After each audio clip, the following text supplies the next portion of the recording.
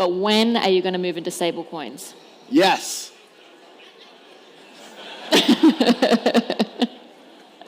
When? Yes. Look, I think the stablecoin market is fascinating. Ripple, at our core, we are a payments infrastructure company. We use stablecoins today. We use XRP when it's appropriate. We use stablecoins when it's appropriate. We're solving customer problems. Will we do or say more than that? Not today. So together with Bank Negara Malaysia, South Africa Reserve Bank, and the Reserve Bank of Australia, the problem that we are all trying to solve is cross-border payments.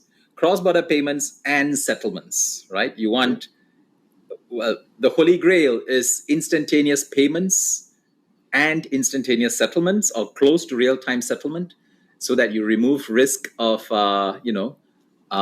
uncollateralized positions and at low cost and very high security. So today, if you look at the cross-border payments landscape, it's far from that, very far from that. So this is a problem we need to solve. G20 has focused on this, and the Financial Stability Board has focused on this. So Project Dunbar is an attempt to do this, focusing on a shared platform that would enable international settlements using digital currencies issued by multiple central banks. The MAS has experimented bilaterally with the Bank of Canada under Project Ubin, going back a few years. We are now trying to scale that through this effort with the BIS to have multiple CBDCs issued by central banks for the purpose of payments and settlements within a platform, within a decentralized platform. We also want to use the opportunity to identify the challenges of implementing such a multi-CBDC platform that is shared across central banks. What are the design solutions you need? And to address some of the challenges. So this second objective is just as important as the first one about technology. Issues like governance, for example. We making moves. We making major moves. We making moves. We making major moves. We going all in like we got nothing to lose. We making moves. We making major moves. What is up, everybody? I'm Mr. Man. Welcome back to my channel. Today I'm putting together for you, we're talking about CPMI, Committee on Markets, Payment Infrastructure. We're talking about FMI, Financial Market Infrastructure. All right, we're talking about infrastructure today, digital infrastructure. You saw that introduction there. They're looking for a shared, unified ledger, something with a digital essence behind it. I got this quick video to show you guys here. This is Welly. He's known as Wellington Scully, I believe his name is, and he's going to dive right into it for you. Listen to this. So yes, so we try to be very clear that we are a private software company, and the solutions that we developed incorporate the capabilities of these open source softwares. Specifically, there are two technologies that we really focus on. One is called Interledger protocol, and the second one is called XRP ledger. Basically, the former is kind of like the blockchain technology. The latter is more of like a digital asset, like a crypto asset. And from our perspective, it's not possible for us to succeed to the extent that we can, which would be this kind of ubiquitous internet of value, as a private company, if the software that we're using is strictly proprietary.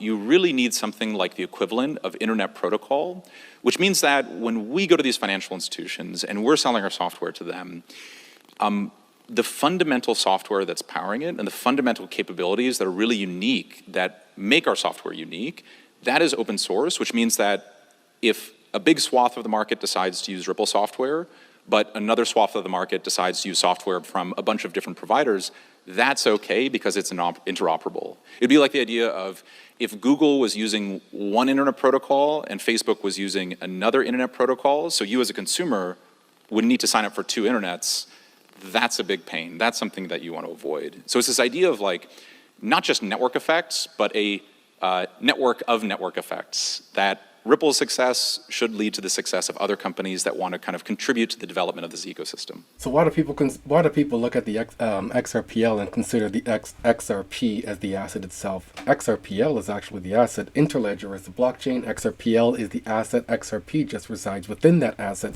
XRPL is the infrastructure. XRPL offers the convergence of both worlds. Let's go through this. We're talking about financial market infrastructure, FMI. So here we are.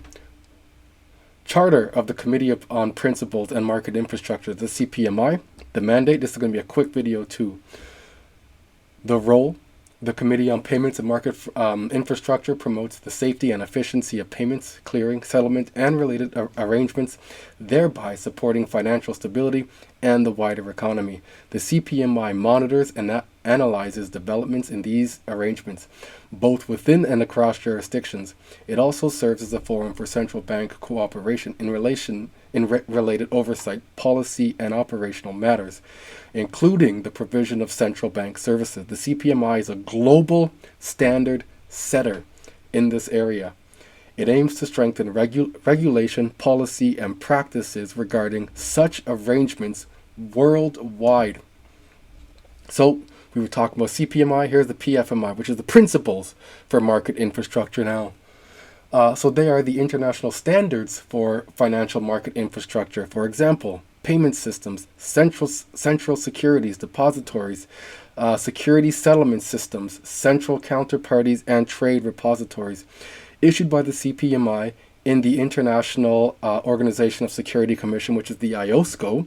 So with both of them now, the PFMI are part of a set of 12 key standards that the international community considers essential to strengthening and preserving financial stability. In addition to these standards, the CPMI and IOSCO have published a number of related documents and further guidance on how to implement the standards. Here are those key standards set out by the CPMI and IOSCO. Going down, you can see the key standards right there. Key standards by policy area, macroeconomic policy and data transparency, financial regulation and supervision, institutional and market infrastructure. All right. Sent myself this here. Here are the principles, the 24 principles for financial market infrastructure. All right. General organization. Okay, so there's principle one. Look, legal basis. Number 2 is governance, framework, and comprehensive management of risk.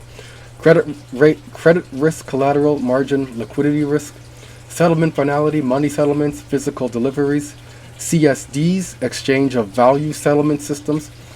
Can you see any platforms that resemble these? Participant default rules and procedures, segregation and probability, general business risk, custody and investment risks, operational risks, assess and participation requirements, tiered participation, FMI links, efficiency and effectiveness, communication procedures and standards, disclosure of rules, key procedures, and market data. Disclosure of market data by TRs. Okay, so here's a short video, quick video, check this out. He will fill you in on what FMI is. So what do we know about FMIs? And I don't want to talk too much about this because I believe that you would all be familiar with it in terms of what an FMI is. We know that they're the 5 types. And we also know, just by the way, that local jurisdictions may also require non-FMIs in their market jurisdictional space to actually adhere to or comply with some or all of the principles as well. So that can be a local jurisdictional approach to things. But typically, as FMIs, we operate in a space where we are looking to have a set of common rules and procedures across the market. The reasons we're doing that certainly is a risk management approach to things. We often experience, and certainly to do the job we do, we require a high level of integration. We require interconnected technical solutions, which means where there are participants in the market and they are functioning using their own systems internally, they're obliged to, required to, and in fact need to connect to the CSD system, need to connect to a payment system. And as a consequence of which, this integrated or interconnected world becomes inherently reliant on very, very specialized risk management frameworks. And that's one of the reasons why, when I looked at this, at the principles holistically, this DNA thread of risk management to me filters right the way through. You can't deny it, and you certainly can't ignore it. Awesome. So we have an understanding what FMIs are now. So the most significant aspect of a new initiative called Global Layer 1s, which are what they're known as in Singapore now, it's designed as an open digital infrastructure enabling cross-border transactions and global liquidity pools. BNY Mellon's, JP Morgan, DPS, and MUFG are involved. Beautiful. Boom. There are 5 types of FMIs. There are the payment systems, and these systems facilitate the transfer of funds between participants, including consumers, business, and institutions. There are central security deposit, CSDs, and they provide services for securities accounts, safekeeping, and asset services to ensure the integrity of securities issues. There are security settlement systems, or SSS and SSF, and they're responsible for settling securities transactions through book entry based on predetermined rules. There are central counterparties, CCPs, and they interpose themselves between counterparties and financial markets to ensure the performance of contracts and manage settlement risk. And then there's trade repositories, or the TRs. The TRs collect, store, and maintain data related to financial transactions in a centralized electronic database, especially important for over-the-counter derivatives. So this right here is your unified ledger. These 5 principles here, these 5 types of FMIs, that's a unified ledger. You're looking for something along those lines. Okay, so there are 3 levels of assessment for financial market infrastructures. Level 1. This level assesses whether jurisdictions have completed the process of adopting legislations, regulations, and policies necessary to implement the principles and their responsibilities. Level 2. At this level, peer reviews are conducted to evaluate the completeness and consistency of the content of jurisdictions' implementation measures with the principles of financial market infrastructure. And level 3, this is the peer reviews focus on examining the consistency in the outcomes of implementation of the principles of financial market infrastructure and the implementation of responsibilities. So there's going to be a test that the peers are going to be looking to see how this structure performs.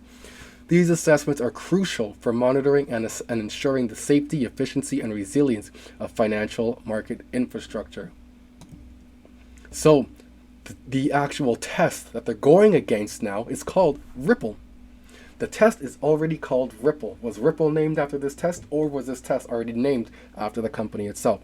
So the Ripple self-assessment of the PFMI, Principles in Financial Market Infrastructure, involves, right? Ripple's in court right now. When it's done, you're going to see it called the Ripple self-assessment. Something along those lines. That's what it's called already. Involves monitoring the implementation of international standards for payment systems, central securities, central counterparties, and trade repositories to ensure safety, efficiency, and resilience in global financial markets. The assessment includes self-assessment at level 1 to report the adoption of necessary legislations. We've gone through level 2 to assess the completeness and consistency of implementations, and level 3 to examine the outcome of those implementations. So this ensures ensuring observance of principles and responsibilities. The assessment process involves self-assessments by the FMIs using the rating framework, regular assessments by authorities to ensure consistent application of PFMIs, and external assessors like the IMF and World Bank using the methodology to identify risks and areas for improvement in global financial stability. Awesome. Ripple has been involved in self-assessments against the principles for financial market infrastructure. The United States has adopted measures applicable to systemically important payment systems and central securities depositories that are complete and consistent with the PFMI. The PFMI are international standards for financial market infrastructures, including payment systems, central securities. So look at that. It already meets all those things. The XRPL meets these criteria. And it says here the United States is already looking into measures to incorporate this here. So Ripple Labs and XRP2 Remember, XRP2 is their money company. It's not another XRP, it's their money company. We're subject to a civil money penalty assessment by FinCEN for violating the Bank Secrecy Act, registration, program, and reporting requirements. Ripple has accomplished level 2 assessment in the United States with the IMF in terms of its responsibility. The assessment evaluates whether the legal and regulatory framework rules and regulations are complete and consistent with the principles and responsibilities set forth by the IMF. The assessment concludes that the U.S. has adopted measures applicable to systemically important payment systems. So U.S. is ready to go. For when one of these things, these platforms are called systemically important, U.S. is like, we got it, we're good. We've already adopted this framework now. Where am I?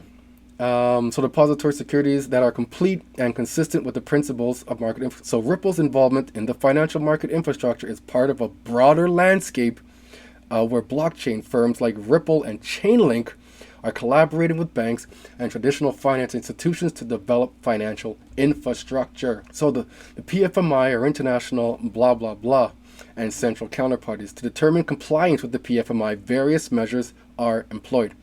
Assessment methodology. Each financial market infrastructure is assessed separately using an assessment methodology that aims to ensure consistent implementation and observance of the principles. Use by FMIs. FMIs can refer to the assessment methodology when making decisions about introducing new products or services, ensuring that changes align with PFMI and do not compromise effectiveness. And then the use by authorities.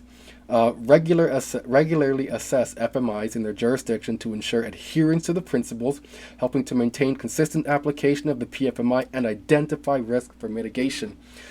And then we have risk management framework. FMI should have robust risk management framework covering legal, credit, liquidity operations, and other risks. This includes effective credit and liquidity risk management, collateral acceptance criteria, margin systems, and liquidity risk management. And there's governance and recovery plans. FMI must have governance structures that support risk management and develop plans for recovery or orderly wind down in case of operational disruption. They should also provide incentives for participants to manage risks effectively. And then settlement finalities. FMIs must ensure clear and certain final settlement by the end of the value date, with provisions for intraday or real-time settlement necessary. Wow. All right. And then here, my last question. Stellar has accomplished level 1, level 2, and level 3 of assessment for financial market infrastructure. These assessments are part of monitoring the implementation of the PFMI, which is the principles, which are international standards for payment systems, central securities depositories. Stellar is already considered PFMI. It's already FMI, financial market infrastructure, because they adhere to the PFMI, the principles, financial market infrastructure. Right? They've had the self-assessment, the peer-reviewed assessment, and then the outlook of all those to make sure that it adheres. They are good to go. They could essentially be adopted by the U.S. already. They are now critical infrastructure. So that's what I wanted to show you guys for today. I do hope you appreciated this and found value in it. I'll see you on the next one. We making moves. We making major moves. We making moves.